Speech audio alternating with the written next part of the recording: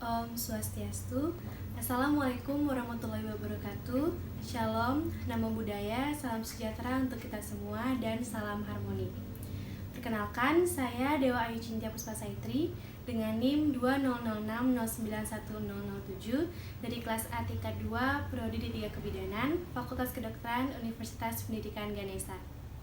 Nah, pada kesempatan kali ini saya akan menyampaikan beberapa hal, yaitu meliputi yang pertama, peredaran darah janin, lalu perubahan dan adaptasi setelah bayi dilahirkan, lalu peredaran darah manusia dewasa, dan yang terakhir, beberapa refleks pada bayi.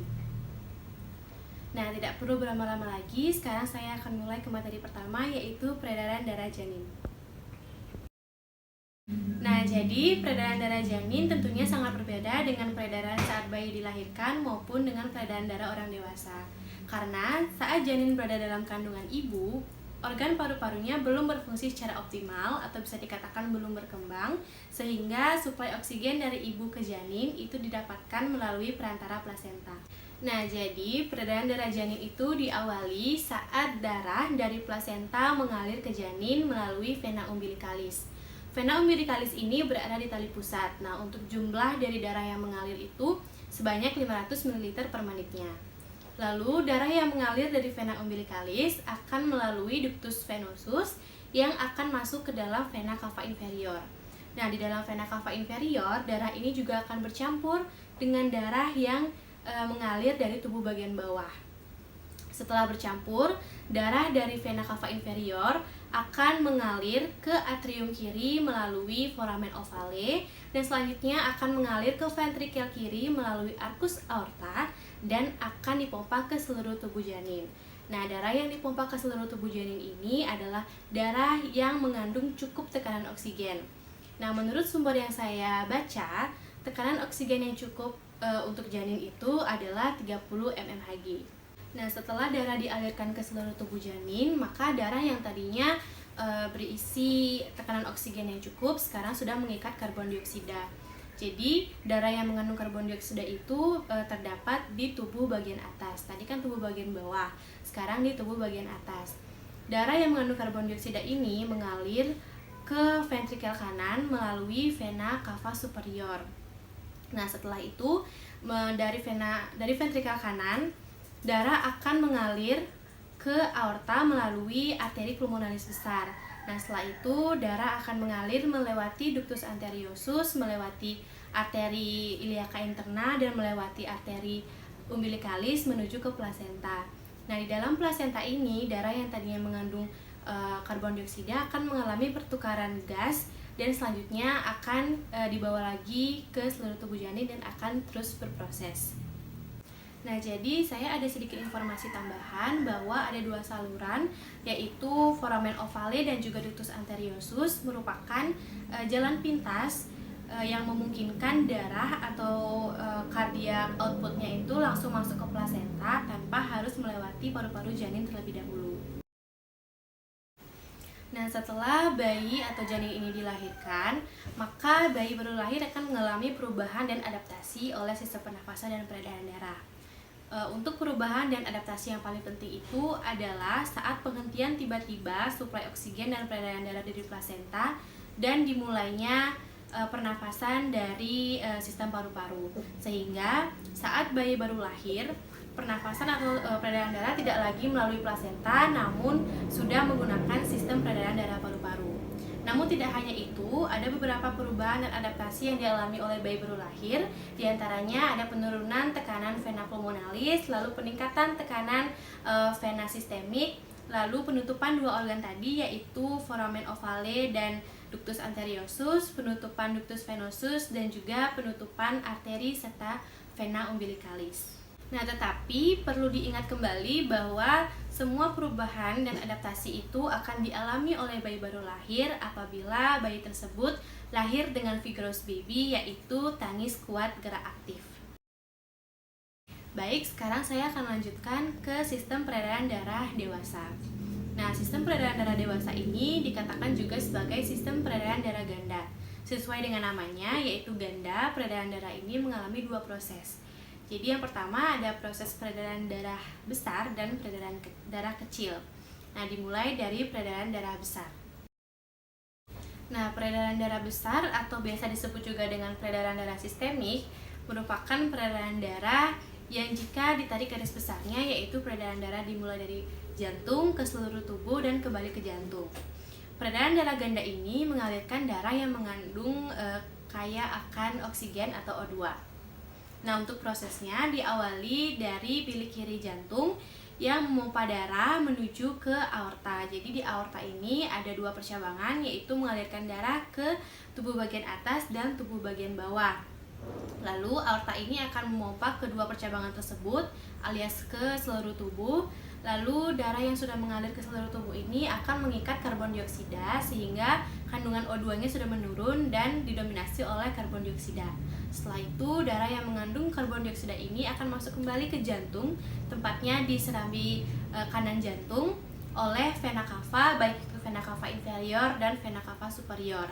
Nah, setelah itu darah akan dilanjutkan ke proses peredaran darah kecil. Tetapi sebelum masuk ke proses peredaran darah kecil, saya akan sedikit menjelaskan bahwa peredaran darah kecil disebut juga dengan peredaran darah paru-paru, di mana secara garis besar darah dimulai dari jantung dan dipompa ke paru-paru dan akan kembali ke jantung. Nah, untuk prosesnya peredaran darah kecil ini dimulai dari bilik kanan jantung yang darah berisi karbon dioksida, lalu akan dipompa ke paru-paru oleh arteri pulmonalis. Dan di dalam paru-paru, darah yang mengandung karbon dioksida itu akan melakukan pertukaran gas, di mana setelah itu darah akan murni mengandung kaya akan O2 atau oksigen. Lalu darah ini akan dialirkan kembali ke serambi kiri jantung oleh vena pulmonalis. Dan setelah itu akan berlanjut lagi proses peredaran darah besar dan begitu seterusnya. Itu dia sedikit materi tentang peredaran darah pada manusia. Sekarang saya akan lanjutkan menjelaskan beberapa refleks pada bayi. Nah, untuk refleks yang pertama yaitu ada breathing reflex atau refleks bernafas. Jadi refleks ini dapat dilihat saat bayi menghirup dan menghembuskan nafasnya. Jadi untuk refleks ini dapat dilihat mulai dari bayi baru lahir, yaitu saat dia sudah mengalami pernafasan paru-paru. Lalu selanjutnya ada pupillary reflex, yaitu refleks pupil saat bayi mengalami respon pupil terhadap cahaya atau saat memfokuskan pada objek. Selanjutnya ada eye blink reflex, yaitu refleks mengedip, di mana dilihat saat bayi menutup dan membuka kelopak matanya. Nah, ini dilakukan agar mata terlindung dari cahaya dan juga benda-benda asing yang menutupi mata. Baik, selanjutnya ada refleks menghisap atau sucking reflex. Jadi ini dimulai saat bayi baru lahir dan dimulai dari inisiasi menyusui dini, di mana saat ibu menyentuhkan puting susu pada ujung mulut bayi, maka bayi langsung otomatis akan menghisap puting susu ibu yang menyentuh ujung mulut bayi tersebut.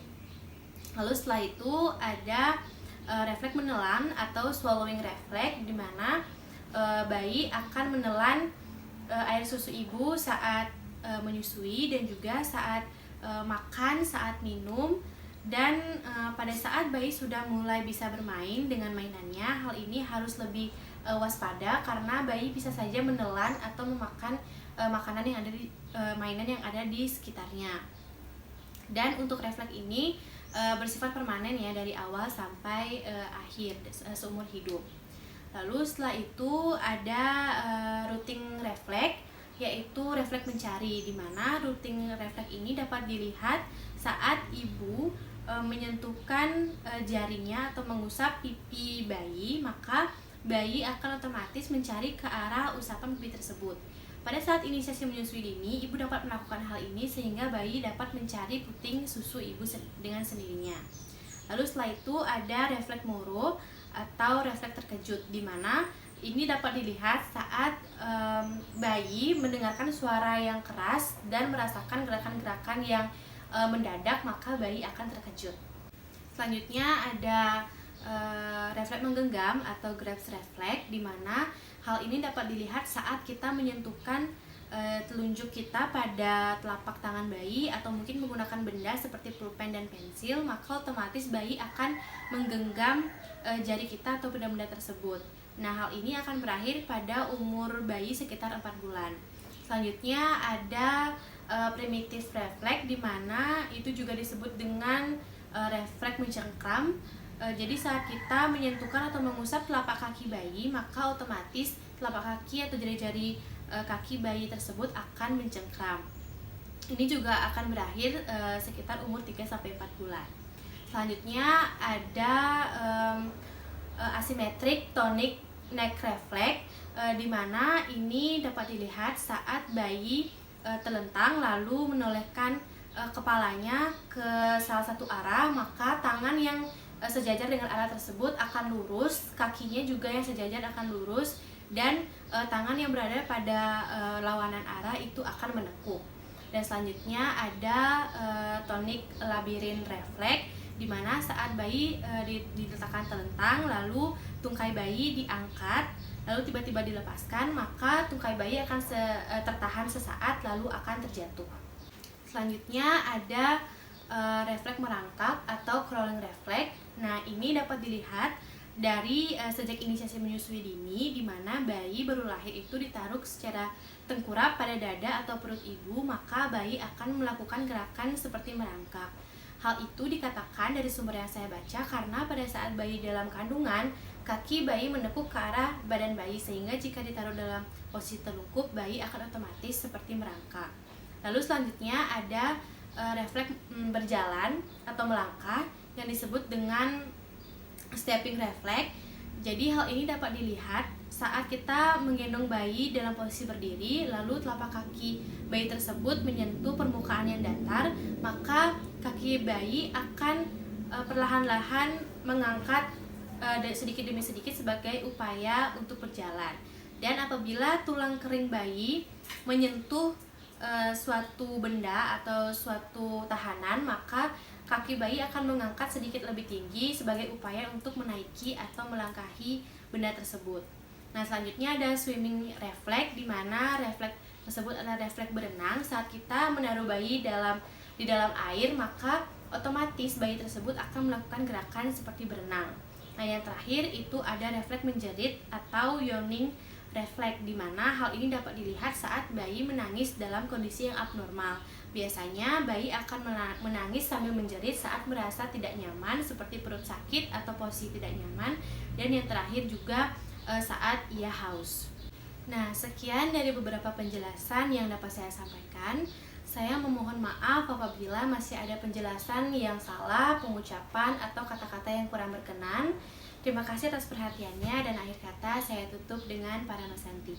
Om Santi Santi Santi Om. Assalamualaikum warahmatullahi wabarakatuh. Shalom, namo buddhaya. Salam sejahtera untuk kita semua dan salam harmoni.